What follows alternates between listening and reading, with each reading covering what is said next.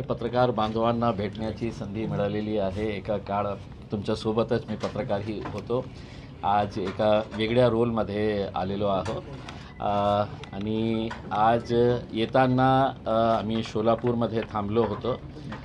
सोलापूरच्या काही गावाचा जे संपर्क तुटलेला होता, जे लोक रिलीफ कॅम्पमध्ये होते, तिथे मी काही वेळ थांबलो। आमचे जे तिकडचे पदाधिकारी आहेत ते काही वाटण्याचा कार्यक्रम करत होते। तर मीही लोकांना जाऊन फक्त विचारलं की आपल्याकडे काय आहे। ठीक आहे, जे लोक स्वतःहून जे करत आहे आपण त्यांचं कौतुक करायला पाहिजे की आज जेव्हा जेव्हा कुठेही अशा प्रकारची घटना घडतं किंवा दुष्काळ असू द्या किंवा अतिवृष्टीचं नुकसान जे झालेलं आहे, ते सामान्य लोक धावून जातात मदत करण्यासाठी। ते आम्हाला तिथेही बघण्यात आलेलं आहे। ठीक आहे, माझ्या पक्षाचा असू द्या, कोणत्या सामान्य माणूस असू द्या, जे काहीतरी आणत होते, ती अपेक्षा सरकारकडून असते। आणि जेव्हा सरकार आज काय झालेलं आहे की सर्व जिल्ह्यामध्ये नेत्यांचं जे आहे ते फक्त आपला दौराचा कार्यक्रम येत आहे। जेव्हा एका मोठा नेता दौऱ्यासाठी येतो तर तिथे कलेक्टर, तहसीलदार आणि सगळं मंडळी जे आहे ते त्यांच्या मागे राहायला पाहिजे प्रोटोकॉलप्रमाणे, आणि त्यांना ते तामझामही पाहिजे असतं। आता मला देवेंद्र फडणवीस साहेबांना एक प्रश्न विचारायचा आहे की आपण टेक्नॉलॉजीच्या बाबतीत खूप मोठे गप्पे मारतात की आपण देशामध्ये किती आपली चांगली टेक्नॉलॉजी झालेली आहे, IT मध्ये आपण किती पुढे आलेले आहे। मला असं वाटत नाही आहे की तुमचे नेते दौरे करण्यानंतर ते काही तो आम्हाला रिपोर्ट देणार आहे। तुम्ही तुमच्या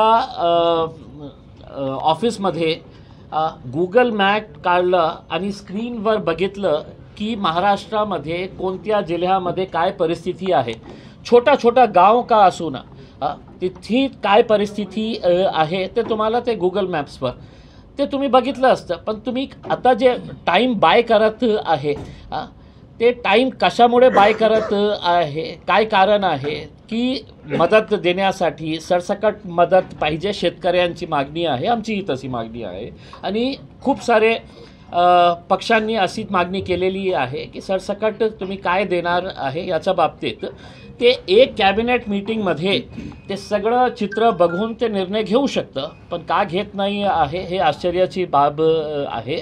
आणि जितकं तुम्ही टाईम बाय करणार आहे, सोशल मीडियावर मी अनेक असे क्लिप्स बघितलेले आहे की आम्ही आत्महत्या करण्याचा काही शेतकरी प्रयत्न करत आहे, लोक त्याला हे करत आहे, रोखत आहे की नाही करायचं। तशी वेळ येऊ नये। कोणत्याही एका शेतकऱ्याचाही मृत्यू झाला किंवा आत्महत्या झाली तर त्याची सगळी जबाबदारी जी आहे ते सरकारची असणार आहे। म्हणून आमची विनंती आहे की आता हे दौऱ्याचे आपले जे कार्यक्रम आहे ते रद्द करा, मुंबईला सगळ्यांना बोलवा आणि आपल्या आमदार, खासदार, नेत्यांकडून तुम्ही सगळं माहिती गोळा करा आणि लवकरात लवकर याच्या बाबतीत निर्णय घ्या।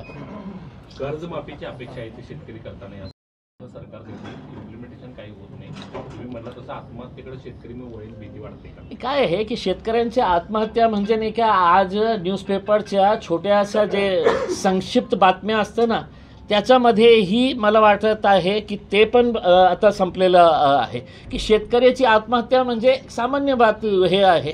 बहुतेक न्यूजरूममध्ये ही चर्चा की कोणत्या गावामध्ये एका शेतकऱ्याची आत्महत्या झालेली आहे तर आपण त्याची बातमी करू का? आणि केलं तर ते संक्षिप्तमध्येही करणार आहे की या गावामध्ये एका शेतकऱ्यांनी आत्महत्या केली। हे खरी गोष्ट आहे की देशामध्ये आजही आपण महाराष्ट्राला काहीही म्हणा की आपला इतकं ॲडव्हान्स डेव्हलप्ड स्टेट झालेला आहे, पण देशामध्ये सगळ्यात जास्त आत्महत्या कुठे होत आहे तर आजही याच महाराष्ट्रामध्ये होत आहे। आणि अशा परिस्थितीमध्ये की आम्ही हे करणार, देणार, स्टडी करत आहे, रिपोर्ट मागवत आहे, अरे कशाला तुम्हाला कळत नसेल तर आम्हाला बोलवा, आम्ही तुम्हाला दाखवते गूगल मॅपवर की कोणत्या गावामध्ये कशी परिस्थिती आहे, कोणत्या गावाचा संपर्क तुटलेला आहे। तुम्हाला प्रत्यक्ष तिथे जाऊन बोटमध्ये जाऊन मग 4-10 मीडियावाल्यांना घेऊन जाऊन हे सगळं नाटक आणि नौटंकी करण्याची वेळ संपलेली आहे। आता शेतकऱ्यांना सरसकट लवकरात लवकर जे पाहिजे मदत कधी घोषणा करणार आहे याच्या बाबतीत बोला। एक मुख्यमंत्री, 2 उपमुख्यमंत्री, इतके सारे नेते मंडळी तुम्ही जी मदत केली त्याच्यावरून ट्रोल केलं जात आहे. तुम्ही साहित्य वाटला देखाव्यापुरतं आणि परत घेऊन गेला अशा पद्धतीने काय केलं? सकाळी सोलापूरमध्ये जे काही साहित्य पक्षाच्या वतीने वाटले ते फक्त देखाव्यासाठी ते सगळं केलं गेलं, कारण 2 किट वाटले आणि अच्छा अच्छा अच्छा त्यानंतर नाही माझे जे एक सेकंड माझे सोलापूरचे ते जिल्हाध्यक्ष आहे, त्यांनी अनेक दिवसापासून त्यांच्या अनेक गावामध्ये, मी आज येणार होते, मलाही माहीत नाही होता की या गावामध्ये त्यांचा हे वाटण्याचा कार्यक्रम होता. आता जेव्हा मी गेलं तर मी जास्त वेळ तिथे थांबलं नाही, कारण इतके सारे मीडिया लोक होते. पहिलेही लोक जे आहे ना खूप त्रस्त आहे, म्हणजे इतकं अटेन्शन त्यांच्यावर. तर मी त्यांना विचारलं, त्या अधिकाऱ्यांना विचारलं की काय इथे आहे. तर त्यांनी सांगितलं की सर जो आम लोग है वो ला के कुछ ना कुछ दे रहे हैं. आमच्या माणसानेही दिले. आम्ही जेव्हा रस्त्यात येत होतो तर त्यांना एक फोन आला की 2 सरपंच जे होते दुसऱ्या गावाचे, त्यांना हे वाटलं की फक्त या गावाला कशाला देतात, आमच्या गावालाही चला करके. तर ते गाडी दुसऱ्या गावाला घेऊन गेले ते. मग त्यांचं भांडणं सुरू होतं गाडीमध्ये की कशाला आपण या गावाला दिलेले आहे, आपण या गावाला देऊ आणि दुसरी गाडी उसमें. पण ते काहीतरी असं झालेलं आहे. याचा अर्थ हे नाही आहे. बघा, असा वेळी कोणीही माणुसकीच्या दृष्टीने काम करणार आहे आणि आमच्याकडून तर तुम्ही अपेक्षा करूच नका की आम्ही फक्त असं हे करण्यासाठी. मी तर हातही लावत नाही होतं उसमें. माझ्या जेव्हा आम्ही काम करतो ना की मतलब कुठल्याही प्रकारचा गाजावाजा करून करत नाही आहे. तर हे जे आहे, कोणीतरी विरोधक असेल की आम्ही तर गेले नाही तिथे मदत करण्यासाठी, ते MIM पक्षाचे लोक आले मदत करण्यासाठी, तर काहीतरी त्यांच्याकडून काढायचं म्हणून त्यांनी काय दिलं. आणि मी काय वापरणार आहे का ते? कोण वापरणार आहे? त्यांच्यासाठीच आणलं होतं. पण तिथे काही 2-3 सरपंचामध्ये काहीतरी हे झालं म्हणून ते गाडी तिथून गेलेली आहे. आपण त्याच्या बाबतीत सविस्तर चौकशी करा, आपल्या रिपोर्टरला विचारा. आम्ही तुम्हाला नाव सांगतो की कोणते सरपंच होते. तुमच्या म्हणजे ह्या पक्षाच्या बाबतीतच असं नाही, पण एकूणच वेगवेगळ्या पक्षांच्याकडनं किंवा जी काही मदतीचं ओघ तिकडे सुरू आहे कोणी त्यावरून फोटो देखील आता लावतंय. त्यावरून त्याच्यावर फोटो लावणं असेल किंवा वेगवेगळ्या प्रकारे त्याचं श्रेय घेणं अशा पद्धतीचे देखील प्रकार सुरू असल्याचं बघायला मिळते. अशा सगळ्या संकट काळामध्ये हे कितपत योग्य आहे? मी स्वतः माझा व्यक्तिगत मत हे आहे की आपण जेव्हा मदत करतो तर आपण राईट हँडने मदत करणार असेल तर लेफ्ट हँडलाही याची जानकारी होऊ नये. म्हणजे एक कहावत है ना उसके अंदर कि आप दाएं हाथ से मदत कर रहे हैं तो बाएं हाथ को भी पता नहीं चलना चाहिए. म्हणजे आपणही बघितलं असेल आणि आपणही छापले असेल की 6 केळी 6 केळी घेऊन हस्पतालमध्ये जाऊन कोणाचा वाढदिवस साजरा करण्याचा किंवा कोणत्या कार्यक्रमामध्ये असं गरीब पेशंटांना 6 केळी वाटप करताना फोटो काढायचे आणि ते छापून आणायचे. हे मदत नाही आहे. कोणत्याही परिस्थितीमध्ये मदत नाही आहे. माझ्या पक्षाच्याही म्हणजे त्या गाडीवर होतं उसके अंदर मी पण स्पष्टपणे सांगितलं होतं की अशा वेळी कोणीही आपला, मी माणूस म्हणून तिथे गेलो होता. मी MIM पक्षाचा महाराष्ट्राचा अध्यक्ष या नात्याने नाही गेलो होतो. कोण हे मदत घेणार आहे हेही मला माहीत नाही आहे. आणि तसाहीच करायला पाहिजे मला असं. पण सगळ्यांचं आपला दृष्टिकोन वेगळं असतं. MIMच्या कोल्हापूर जिल्ह्यामध्ये 200 शाखा होणार, या संदर्भात एक शाखा काढण्याला सुद्धा विरोध आहे. तुमचं कार्यालय काढण्याला सुद्धा विरोध. तुमचा पक्ष एवढा मोठा तुम्ही बळकट करायला निघालाय, परंतु दरवेळेला MIMचं नाव आलं की कोल्हापूरमध्ये सगळीकडे बंदोबस्त तैनात केला जातो आणि वातावरण टाईट होतं. हे जे माझे अध्यक्ष आहे ना पार्टीचे, जे खासदार आहे ते लोकसभेमध्ये बसतात आणि त्यांना 3 वेळा बेस्ट पार्लमेंटेरियन अवॉर्ड, ज्याला आपण टेम्पल ऑफ डेमोक्रेसी म्हणतो, त्या टेम्पल ऑफ डेमोक्रेसी मध्ये बसणारा त्याला उत्कृष्ट खासदाराचा अवॉर्ड मिळालेला आहे. आणि मलाही आश्चर्य वाटले जेव्हा मला असं सांगण्यात आलं, जेव्हा मी कोल्हापूरच्या जवळ होतं की काही संघटन जे आहे विरोध करत आहे. मी म्हटलं आजच्या स्टेजवर तुमच्यापैकी कोणी शिकलेला असेल ज्या संघटनातले, बहुतेक नसणार शिकलेला, तर कोणीही एक त्या स्टेजवर या, आमच्या स्टेजवर या, आम्ही तुम्हाला बोलण्याची संधी देऊ की तुम्ही कशा प्रकारे आमचा विरोध करत आहे. आमच्या पक्षाने जेव्हा ऑपरेशन सिंदूर होता तेच असदुद्दीन अवैसी जगात फिरले, मुस्लिम कंट्रीजमध्ये जाऊन की कशा प्रकारे पाकिस्तान अशा प्रकारच्या दहशतवादी कारवाया आपल्या देशावर करत आहे.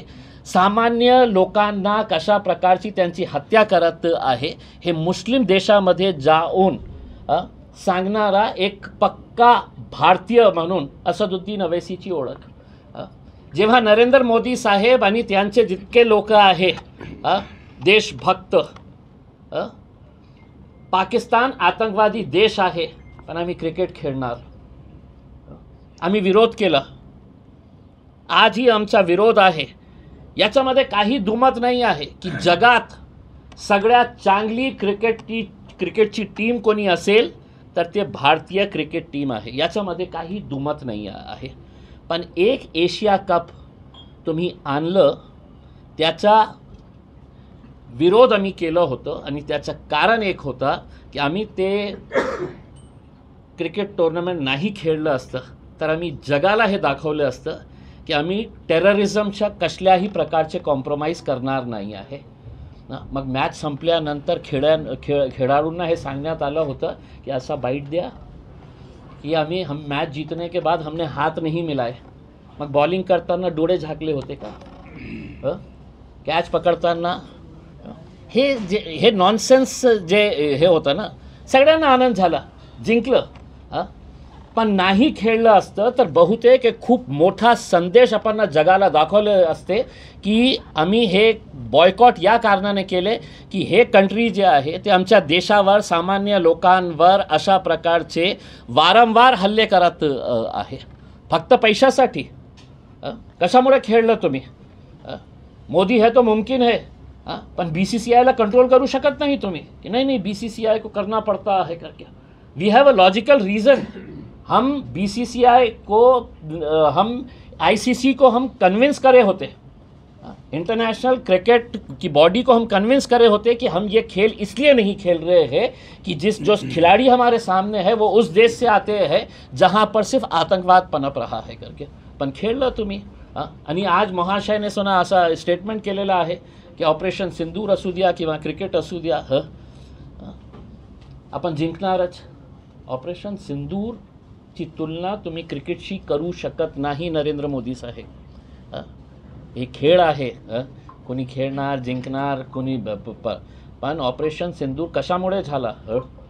सामान्य असं लोक काश्मीरमध्ये फिरत होते, आतंकवादी चलत चलत आले, टहलते टहलते हुए आए, धड़ाधड़ मार दिए, निकल के चले गए। काल तुम्ही त्या परिवाराचं काय हे होतं हे समजा की त्यांच्या घराच्या शेजारी जेव्हा फटाके वाजवत होते की आपण सेलिब्रेट करत आहे की आपण पाकिस्तानी, ज्या परिवारातले लोक आपले जीव दिलेले आहे त्या घटनेमध्ये, त्यांच्यावर क्या बीत रही होंगी उनके ऊपर, आप सोचिएगा। तुम्ही अनेक टीव्ही शो मध्ये डिबेटला जाता म्हणून हा प्रश्न विचारतो की केरळमध्ये भाजपचे एक प्रवक्ता आहेत पिंटू महादेव यांनी एका टीव्ही शो मध्ये काल राहुल गांधींना छातीत गोळ्या घालेल अशा पद्धतीचे वक्तव्य केलेलं आहे। अशा टाईपमध्ये नॅशनल टेलिव्हिजनवरचं वक्तव्य तुम्ही कसं काय आहे की म्हणजे मला काही आश्चर्य वाटत नाही। म्हणजे तुम्ही एक टीव्ही स्टुडिओवर, ज्या माणसाचं नाव मी ऐकलं नाही आहे तुम्ही सांगत आहे यांनी केलेलं आहे, जेव्हा लोकसभेमध्ये एक सत्ताधारी पक्षाचा खासदार मुसलमानांना उद्देशून जेव्हा पंतप्रधान बसलेले आहे, जेव्हा स्पीकर त्या कुर्सीवर बसलेले आहे, तेव्हा त्यांना ते ए लांडे, ए कटवे, ए मुल्ले, ए ते आतंकी, त्या लोकसभेमध्ये बोलणारा खासदाराला कोणी रोखलं नाही। ज्या विधानसभेमध्ये आपण सगळे पक्ष कोणीही असू द्या, आपण कायदे बनवायला तिथे चाललेले आहे, त्या विधानसभेमध्ये मारामारी होत असेल तर एका टीव्ही स्टुडिओमध्ये कोणीतरी असं बोलत असेल तर काय त्याचं हे ओव्हरऑलच असं एक सिच्युएशन निर्माण झालेलं आहे की त्याच्या बाबतीत आपण काहीही करू शकत नाही आहे। काँग्रेसचे नेते सतेज पाटील ओबीसी हे दोन समाजामध्ये किंवा एकूणच समाजामध्ये ध्रुवीकरण करत आहेत, त्यांनी ते थांबवणं गरजेचं आहे अशा पद्धतीचे वक्तव्य। मी माझी गाडी पाठवतो सतेज पाटील साहेबांकडे, त्यांना आवर्जून मी आमंत्रित करतो, तुम्ही आमच्या स्टेजवर या किंवा तुम्ही एक आयोजन करा। ओवैसी साहेब नाही तर इम्तियाज अली तुमच्यासोबत बसायला तयार आहे, सगळं पत्रकार मंडळी पण बसतील। तुम्ही विरोध करत असेल ना तर तुम्ही मला सांगा या गोष्टीचा विरोध करत आहे करके तर मलाही कळेल. मला एका चॅनलने आता हे केलं फोनो केलं तर मी म्हटलं तुम्ही मला सांगा की कशामुळे ते विरोध करत आहे. काहीतरी कारण असायला पाहिजे ना भाई की या वक्तव्याचा आम्ही विरोध करत आहे कशामुळे. आम्ही सकाळी हिंदुत्वादी संघटनांशी बोललो त्यावेळी त्यांचं म्हणणं असं काय नाही असं तासभर पोलीस बाजूला करा मग हिंदुत्वादी संघटनांना आम्ही बघतो अशा पद्धतीची दादा काय आहे की तासभर नाही आहे ते 15 मिनिटाचं आहे. ते जे वाक्य होतं ना ते कधीचं होतं 2012 आपण 2025 मध्ये आहे. हो त्यांनी केलं होतं आणि एकमेव अकबरुद्दीन अवैसी असं नेता होतं की ज्याला या वक्तव्यावरून जेलमध्ये पाठवण्यात आले होते जेलमध्ये. आता त्याच्यापेक्षा भयानक वक्तव्य मी दाखवू की ज्याच्यावर साधा FIR रजिस्टर करण्यात. आता पोलीसवाले आले होते नोटीस द्यायला त्यांनाही दिले आणि मलाही दिले की हे बोलायचं नाही ते बोलायचं नाही. मी म्हटलं की मग स्टेजवर दाखवू का मी कोण कोण लोक काय काय बोलतात आणि आपण गप्प बसतात त्यावेळी. सगळं नियम आमच्यासाठी. तर हे जे 2012चा संपलं ना 2025 मध्ये आहे आणि ते भाऊ आले का त्यांचे मोठे बंधू आले ना त्यांच्या बाबतीत काहीतरी बोला ना तुम्ही की यांनी असं बोललं होतं म्हणून आम्ही त्याचा विरोध करत आहे. त्या माणसाला शिक्षा झाली होती कोर्टाने शिक्षा दिली होती आणि नंतर केस चालला आणि कोर्टाने त्याला निर्दोष सोडलं. आता तुम्ही तेच 100 वर्ष हेच चालणार की त्यांनी असं म्हटलं होतं. आपण ऐकलं असेल बाळासाहेब ठाकरेंचे भाषण कसे होते प्रवीण तोगडियाचे भाषण कसे होते. हे इतके सारे जे महंत साधू लोक आज नवीन तयार झालेले आहे ते कशा प्रकारचे वक्तव्य करत आहे. हे अहमदनगरमध्ये ते कोण छोटासा ते जे आहे हां ते काय बोलतात म्हणजे एकदा कधी त्याच्या बाबतीत तुम्ही विचारणार नाही बोलणार नाही. आम्ही जास्त महत्त्व देत नाही. एकीकडे हा सगळा विरोध होत असताना एकीकडे हा विरोध होत असताना तुम्ही सकाळीच एक प्रतिक्रिया दिली ज्या प्रतिक्रियेनंतर त्या ठिकाणी मोठ्या प्रमाणात तणाव देखील निर्माण होऊ शकत होता. कारण तुमच्या कोणाच्या बापाचे हे कोल्हापूर नाही ती कोण घाणेरडी लोक आहेत असं देखील त्यामध्ये वक्तव्य. आणि या सगळ्या वक्तव्यामध्ये एकीकडे अशा पद्धतीने विरोध होत असताना अशा पद्धतीत जसं जहाल वक्तव्याचा मुद्दा समोर येतो. काय बोलू मी. हो सन्मान्य सदस्य साहेब तुम्ही विरोध करत आहे तुमच्यात खूप खूप धन्यवाद करते. या देश कुणाच्या बापाचा नाही आहे. पुन्हा एकदा आपल्या चॅनलमध्ये सांगतो या देशामध्ये राहणारा सगळं जाती धर्माच्या लोकांचा हा देश आहे. त्याच्यामध्ये मुस्लिम समाजही इतकंच त्या देशावर त्यांचाही अधिकार आहे. आणि तुम्ही विरोध करत असेल तर तुम्ही मला सांगा की इम्तियाज जलीलचा किंवा असदुद्दीन अवैसीचा या कारणाने आम्ही विरोध करत आहे. अरे कोणीही चिल्लर चाल्लर उठतो पोलिसांकडे जातो आणि त्यांना माहीत आहे की आपण पोलिसांकडे जाऊन असं मेमोरंडम दिल्यानंतर बाहेर एक 25 मीडियावाले उभे आहे एक नवीन नेता तयार होतो काहीतरी घाणेरडं बोलून. निवडणुकीच्या काळामध्ये मुस्लिमांचा फक्त आजही या महाराष्ट्रात मुस्लिमांना मुस्लिम नेता नाही म्हणून तुमच्या समोर कोण बसलेला आहे साहेब तुम्ही मर्यादितपणे हे काम करताय. महाराष्ट्रामध्ये मुस्लिमांना नेता नसल्यामुळे त्यांची अवस्था सैरभैर झालेली आहे. नाही आम्ही प्रयत्न करत आहे की कोल्हापूरमध्ये असू द्या सोलापूरमध्ये असू द्या पण महाराष्ट्रामध्ये आपलं नेतृत्व तयार करण्याची आवश्यकता आहे आणि एक सेन्सिबल लिडरशिप. असदुद्दीन अवैसी साहेबांचं एकच स्वप्न आहे की आमच्यामध्येही काही लीडर्स तयार होण्याची आवश्यकता आहे आणि अशा प्रकारचे जे संघटनाच्या बाबतीत त्यांनी बोललेलं आहे ना उसके अंदर तशा प्रकारचे लोक नाहीत. काही सेन्सिबल लिडरशिप जे आहे ना ते तयार करण्याची आवश्यकता आहे आणि त्याच अनुषंगाने आमचं काम सुरू आहे. 10 वर्ष MIMला कोल्हापुरात बंदी महाराष्ट्रात बंदी हेच ऐकत आलोय. कोणी केलं नाही बंदी म्हणजे यायला बंदी एंट्रीला बंदी नाही साहेब तुम्ही बंदी केलं तरी येतो ना आम्ही. तुम्ही आज आलाय हो. कोल्हापूरची महानगरपालिकेची निवडणूक यावी मग लढणार आहे का तुम्ही. कोल्हापूर नाही साहेब मी माझा एक स्टेटमेंट केलं होतं महाराष्ट्राच्या अध्यक्ष या नात्याने की आम्ही यावेळी महाराष्ट्राचे सगळे निवडणूक आम्ही लढणार आहे.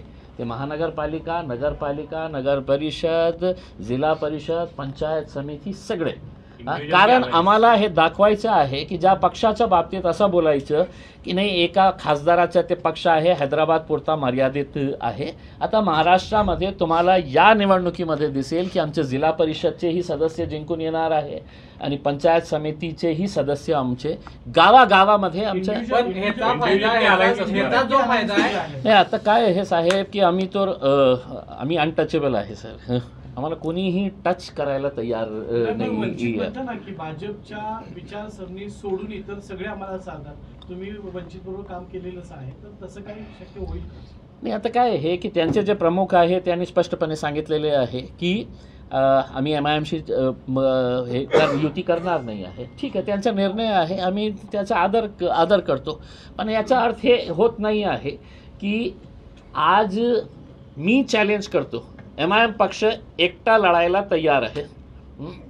भाजप, एकनाथ शिंदे, अजित पवार, शरद पवार, उद्धव ठाकरे हे वेगवेगळ्या लढण्यास तयार आहे का? तुम्हाला हे याची क्रचेसची आवश्यकता कधी पड़तं? जेव्हा आपण कमज़ोर असताना कि कोई तो भी यार एक आध पार्टनर अपने को चाहिए साथ में करके, उसमें लड़ो, आप भी लड़ो और हम भी लड़ते हैं, देखा जाएगा. घोड़ा मैदान सामने रहेगा, फिर देखा जाएगा. लेकिन हर कोई बड़ी बड़ी पार्टियां जो है, उद्धव ठाकरे राज ठाकरे को मनाने में लगे हुए हैं. राज ठाकरे के घर के ऊपर देवेंद्र फडणवीस साहब बार बार जाके है तो पहुंच जा रहे हैं कि कर मत दोस्ती, मेरे हालत ख़राब हो जाएगी करके. तो ये सब जो चल रहा है ना, ये खौफ का माहौल है, डर का माहौल है. राज्यात ज्या ठिकाणी आपण हाँ? भाजपची बी टीम म्हणून वंचित काम करते असते, गेल्या निवडणुकीत टीका झाली. आता सुद्धा आपल्यावर सुद्धा टीका होती की तुम्ही बी टीम भाजप टीमने काम करताय, म्हणजे काय त्यात काय तथ्य आहे का? आता सर मला असं वाटतं तिथं मतांचं पोलरायझेशन अशा प्रकारचा एक ठोकताळा बांधला जातो, तशा प्रकारचा आरोप केला जातो. आणि MIM आले की भाजप काँग्रेसची परंपरागत वोट बँक दिली होते आणि त्यामुळे तिकडे पराभव. यालाच धरून एक प्रश्न, जर स्थानिक स्वराज्य संस्थेच्या निवडणूक आपण सगळीकडे लढणार असेल तर त्याचा फायदा भाजपला होणार हे जवळपास निश्चित मानलं जातं, त्याबद्दल पण स्पष्ट करा. मी माझ्या पक्षाच्या बाबतीत निर्णय घेऊ, माझ्या पक्षाच्या वाढवण्यासाठी मी काम करू की माझ्यामुळे कोणाला फायदा होतं, कोणाला नुकसान होतं, घाटा होतो. सर्व पक्ष आहे रजिस्टर्ड, इलेक्शन कमिशनमध्ये MIM पक्ष रजिस्टर्ड आहे. आता नहीं हमने लड़ना ही नहीं तो हमने गोट्या खेळते रहना, हमने सिर्फ मी ओवैसी साहेब फक्त गोट्या खेळायचं काम राहिलेलं आहे, पक्ष लढायचंच नाही आम्ही. देखीए म्हणजे मी कुणाला पाडलं होतं आमदारकीमध्ये, कोणाला पाडलं होतं आमदार जेव्हा निवडून आलं होतं तर तेच भारतीय जनता पार्टीला पाडलं होतं, शिवसेनेला पाडलं होतं. खासदार जेव्हा निवडून आलं तेच भाजप आणि शिवसेनेच्या कंबाईंड कॅन्डिडेटला पाडलं होतं. आणि आताही माझा जे पराभव झालेला आहे, कोणाचा विरोध झालेला आहे, कोणाचा विरोध झालेला आहे, तेच भारतीय जनता पार्टीचा उमेदवार ज्याच्या विरोधात मी पराभव झालो, फक्त 2000 मतांनी पराभव झाला माझा. म्हणजे याचा अर्थ काय आहे की मी कोणाला पाडण्यासाठी, असं असलं असतं तर मी गेलं होतं ना कुठेतरी कोणाच्याही विरोधात उभे राहिलं असतं. ऐसा नहीं है. देखिए मतलब ये सवाल जो है ना, अब मेरी रिक्वेस्ट है मीडिया वालों से, ये सवाल के ऊपर अब बंदी लगा दीजिएगा करके, क्योंकि मैं राजनीति में आने के बाद से कम 500 मरतबा इसका जवाब दे चुका हूँ. उसमें हर प्रेस कॉन्फ्रेंस में पत्रकार का फर्ज होता है ये पूछने का कि तुम बीजेपी की बी टीम है क्या. आय लव्ह मोहम्मदचा एक विषय कॅम्पेनिंग चालू आहे, तर यामुळे काय परिणाम होईल एकूणच समाज जीवनावर असं वाटतं तुम्हाला? देखिए मैं याचं उत्तर मी हिंदीमध्ये देऊ इच्छितो, कारण काय आहे की हे देशभर मध्ये याचा प्रतिसाद आपल्याला बघायला मिळत आहे. जी घटना कानपूरमध्ये घडली होती ते निंदनीय आहे. आपण प्रेमाच्या बाबतीत बोलत होते आणि मी कोणाशी प्रेम करणार आहे हे माझ्यावर आहे.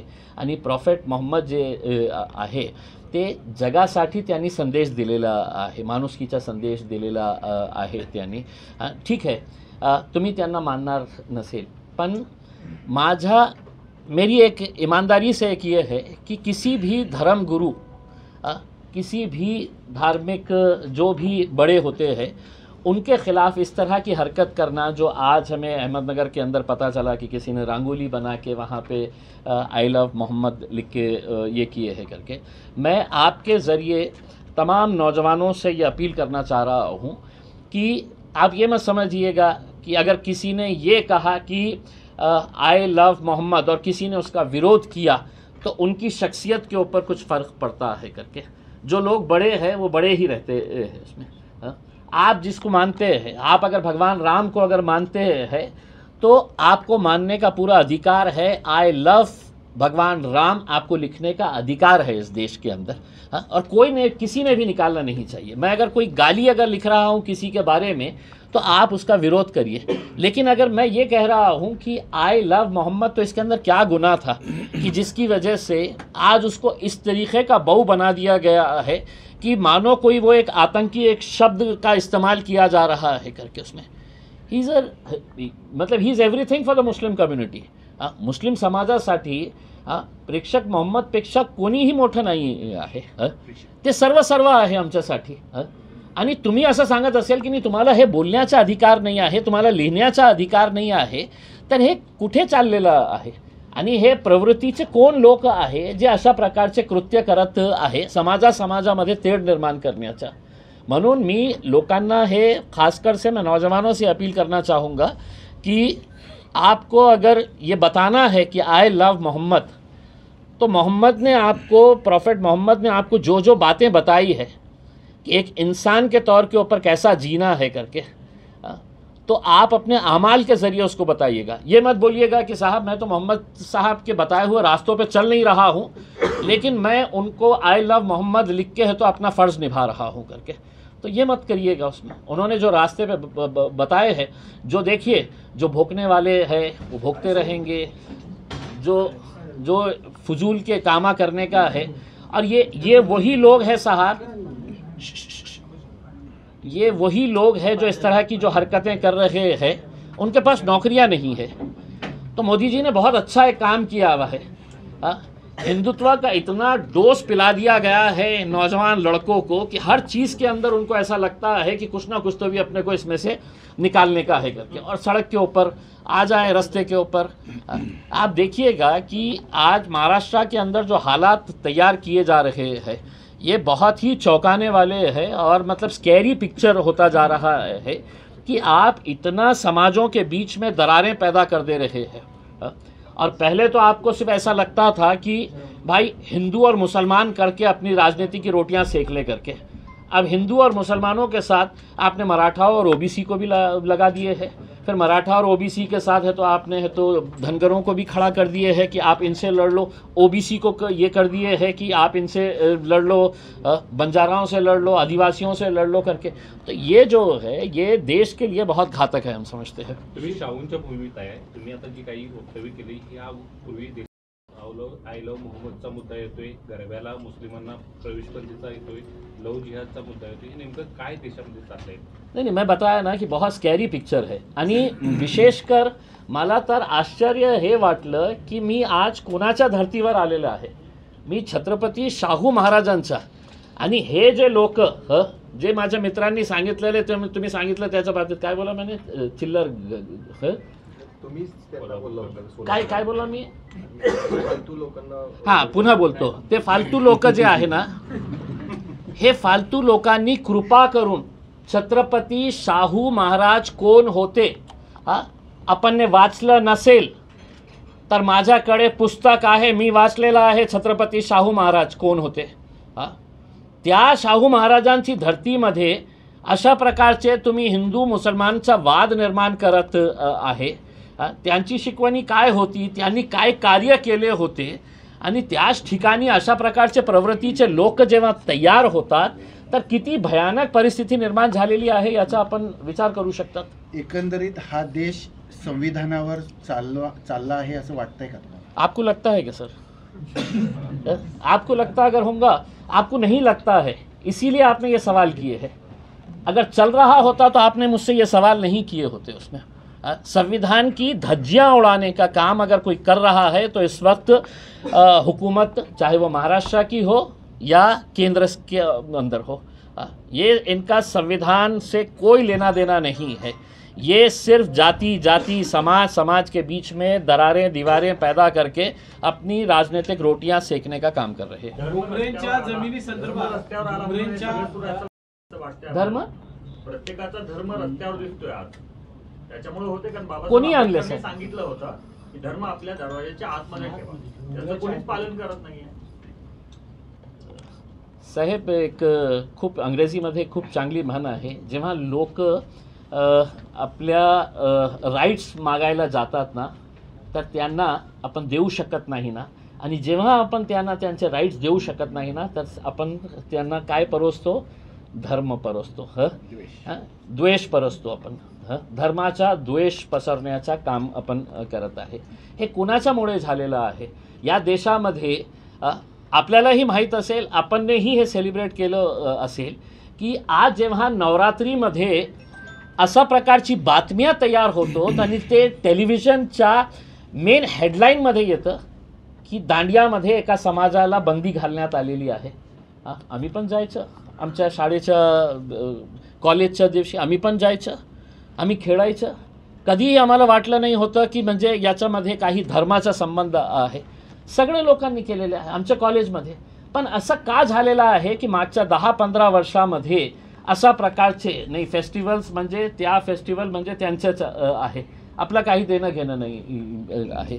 तर हे जे सगळं चाललेलं आहे हे काही जाणून बुजून, कारण त्यांना माहीत आहे की एका समाजाच्या विरोधात आपण भयाची एक अशी सिच्युएशन तयार केली तर आपलं कामं सोपं होणार. तर आज अशाच प्रकारचा उद्योग सुरू आहे की एका समाजाच्या विरोधात इतकं लोकांमध्ये हे विष पसरण्यात आलेला आहे की युवा पिढी ही त्याचा बळी पडत आहे. आणि दुर्दैवाने जे शिक्षित लोक आहे, जे कधीही त्यांना जाती धर्माचं काही देणं घेणं नाही होतं, ते शिक्षित लोकही त्याच्यामध्ये अडकलेले आज आपल्याला दिसत आहे. एका बाजूला दांडियाला एका समाजाला विरोध केला जातो, पण भिडे गुरुजी म्हणतात की दांडिया, अरे ते भिडेच्या बाबतीत मी मला विचारू नका रे बाबा. ते म्हणजे मी पत्रकार परिषदेमध्ये गेलो, काही वेळ तरी विचित्र असा प्रश्न येतो ते भिडे बाबांच्या बाबतीत. काही भुमरेचा एक विषय आहे. भुमरेचा विचारा. ओबीसी देखील त्यामध्ये विष पसरवण्यामध्ये, जसं की आम्हाला 15 मिनिटं द्या वगैरे, ती सुरुवात झाली. दादा मी काय म्हणतो आपण ठरवलेलंच आहे की आपण 100 वर्षानंतरही मला हेच प्रश्न विचार. म्हटलं की 15 वर्ष झालं ना, चालू आहे, 30 वर्ष झालं ना, चालू आहे. आणि त्यांना शिक्षाही मिळाली ना. मी आज काहीतरी असं वक्तव्य केलं तर मला शिक्षा होणार हे मला माहीत आहे. पण असे अनेक लोक आहे. तुम्ही ते नितेश राणेचं कधी ऐकलं का नाही? किंवा तुम्हाला पाठवू मी क्लिप्स, काय ते बोलतात. म्हणजे त्यांच्यासाठी काही कायदे कानून काही नाही आहे. भुमरेंचा एक विषय असा आहे की त्यांच्या ड्रायव्हरची जी संपत्ती संदर्भात शिरसाटांच्या संदर्भातले आपण काही प्रश्न उपस्थित केलेले, त्याचं पुढं काय झालं? काही नाही झालं, काही होणारही नाही, काही होणार नाही. इतके पुरावे की आज शिरसाट आणि भुमरे हर्सू जेलमध्ये बसायला पाहिजे होते प्रामाणिकपणे. नाही, पण काय इतके एव्हिडन्स स्ट्रॉंग आहे की एका 500 रुपयाच्या बॉन्ड पेपरवर एक खासदार आणि त्याचा आमदार पुत्र जे आहे ना, 500 कोटी रुपयाची जागा जी आहे ना, एका साध्या बॉन्ड पेपरवर तुम्ही ते डॉक्युमेंट्स बघितलं ना तर तुम्हाला आश्चर्य वाटेल की म्हणजे इतका अंदाजून कारभार कसा होऊ शकता. शिरसाटांच्या साहेबांच्या बाबतीत मी काय माझ्याकडे आहे. मी स्वतः CBIकडे गेलो होतो आणि CBIचे ऑफिसरनी मला ते सगळं बघून विचारलं होतं कि सर ये ऐसा कैसा पॉसिबल है करके. मैं बोला सर पॉसिबल होता है सर, सगळं पॉसिबल आहे करके. आणि मी त्यांना समजावून सांगितलं सर याची 2 कारणं होऊ शकतं की एक आदमी बेवकूफ राहणं, तो ऐसी हरकतें कर डालता है, और दूसरा मी काहीही करू माझा कोणीही काही वाकडा करू शकत नाही. तर मैं बोला सर वो सेकंड वाली कैटेगरी इसके ऊपर फिट होती है करके की माझा मुख्यमंत्री माझ्या खिशात, उपमुख्यमंत्री त्यांना पॅकेटं मी देतो, त्यांनी मला 50 दिले होते तर मी 500 परत करणार आहे त्यांना. तर अशा प्रकारचे लेनदेन जेव्हा होतं ना तर काही होणार नाही. खऱ्या अर्थाने अगर बघायचं असेल ना तर हायकोर्टाने त्याच्या बाबतीत सुमोटो ॲक्शन घ्यायला पाहिजे होतं. त्यांनी मला नोटीस पाठवायला पाहिजे होतं की एका महाराष्ट्र सरकारचे इतके मोठे पदावर बसलेल्या मंत्र्यांच्या बाबतीत तुम्ही अशा प्रकारचे आरोप कोणत्या आधारावर करत आहे. म्हणजे उलट माझ्यावर केसेस काय की महाराष्ट्र सरकारच्या एका डॉक्युमेंटवर एक शब्द मी वाचलं तर 1.5 कोटी रुपये त्या महाशय मंत्री साहेबांनी खर्च केले. 1.5 कोटी रुपये. मोर्चा काढायला लावले आपल्या समाजाच्या. एका नेत्याने 10 लाख रुपये घेतले, एकाने 15, की मी 200 महिलांना आणला, 100 आणणार, हे करणार करके 1.5 कोटी. पूर्ण शहरामध्ये होर्डिंग्स लावले होते इम्तियाज जलीलचा बहिष्कार करण्यासाठी. फुल पेज ॲडव्हर्टाइजमेंट, सगळ्या न्यूजपेपरमध्ये फुल पेज ॲडव्हर्टाइजमेंट आमच्या विरोधात. ते केस आता 1 तारखेला येणार आहे. मी स्वतः ते केस फाईट करणार आहे की इम्तियाज जलीलचा काय दोष. महाराष्ट्र सरकारच्या डॉक्युमेंटवर हे लिहिलेला शब्द आहे, मी वाचलं. केस करायच्याच असेल तर महाराष्ट्र सरकारवर करा. कायदा कोळून प्यायलेला पक्ष म्हणजे MIM असं म्हटलं जात आहे, कारण कायदे पंडिताचा तो पक्ष. का ठोस पावलं उचलत नाही आता कसल्या बाबतीत? या सगळ्या गोष्टींबाबत करतो ना आम्ही अनेक केसेस आम्ही केलेले आहे. त्याच्या बाबतीत आमची फाईट सुरू आहे. रूममध्ये जे पैसे सापडले ते नाही, कोणी म्हटलं पैसे कपडे होते ना, ते असं काय करतोस तुम्ही? असं तुम्ही काही बोललं तर थोडी चाल. कपडे होतेच नाही, ते कपडे होते साहेब. म्हणजे ठीक आहे, एक म्हणजे पत्रकारांनीही कितकं बावळं समजतं ते की कोण म्हटलं ते पैसे होते, ते मी बाहेरून आलो होतो आणि ते पैसे होते, ते कपडे होते त्याच्यामध्ये. अब मैं जूम कर करके देख ले रहा हूँ, मैं बोला यार हो सकता है कि शर्ट के डिज़ाइन के ऊपर 500 के नोट छपे हुए होंगे करके उसके अंदर. तर पक्षामध्ये कौन से सब है सर. नाही, आमचे खूप मोठे चाहते आहे. 12 वर्षापासून आमचे काकासाहेब काकडे आमचे खूप मोठे काकासाहेब काकडे आमचे खूप मोठे चाहते आहे, समर्थक आहोत. परवा मराठवाड्याचा विषय झालेला आहे. स्वतः मुख्यमंत्री प्रस्ताव दिलाय का नाही अजून त्याचा पत्ता नाही आहे, पण PM केअर फंडानं सुद्धा मदत करायची मागणी होते. त्या बाबतीत पण काढावं का PM केअर फंड पुढे आला पाहिजे का? तो का काढला जातो? कोरोनासाठी एक स्पेशल गोळा केला होता आणि त्यासाठीच केला, खर्च करण्याची गरज आहे असं त्यांनी एक अट सांगितली आणि म्हणून तो करू शकत नाही असं त्यांचं म्हणणं. नाही, पण काय आहे की त्याच्या बाबतीत डिटेल्सही तुम्ही मागू शकत नाही. PM केअर फंडमध्ये किती फंड आलेला आहे, कोणी दिलेला आहे, कशा दिलेला आहे, याची जानकारी तुम्हाला मिळणार नाही आहे, कारण ते नॅशनल सिक्युरिटीचा मुद्दा आहे.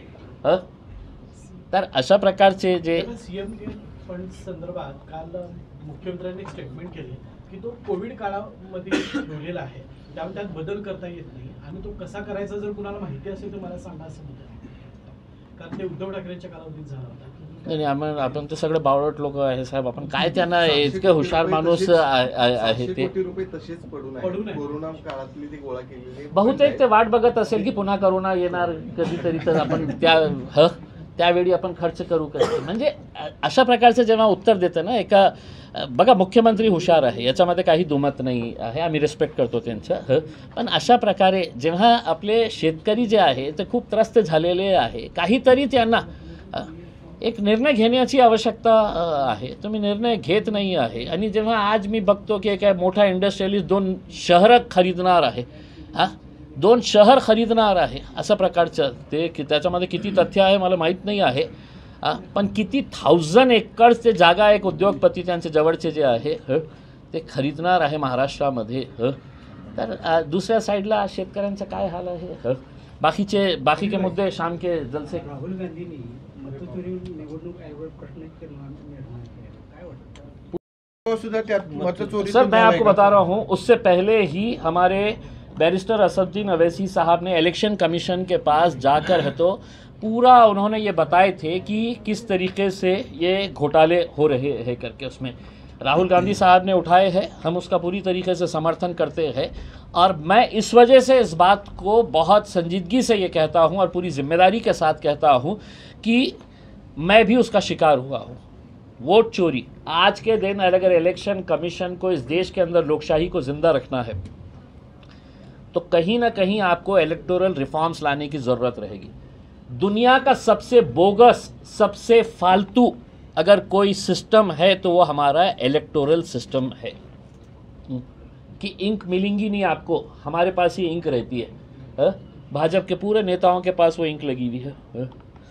रेड हँडेड आम्ही पकडलं, रेड हँडेड इलेक्शनच्या दिवशी कशा प्रकारे आधार कार्ड हे सगळं घेऊन ते इंक लावत होते. म्हणजे खूप सारं रिफॉर्म करण्याची आवश्यकता आहे लोकशाही आपल्याला टिकवायची असेल तर. पण ते होणार नाही आहे, कारण त्यांना सत्तेमध्ये बसण्यासाठी काय काय लागतं ते सगळ्यांना कळलेलं आहे.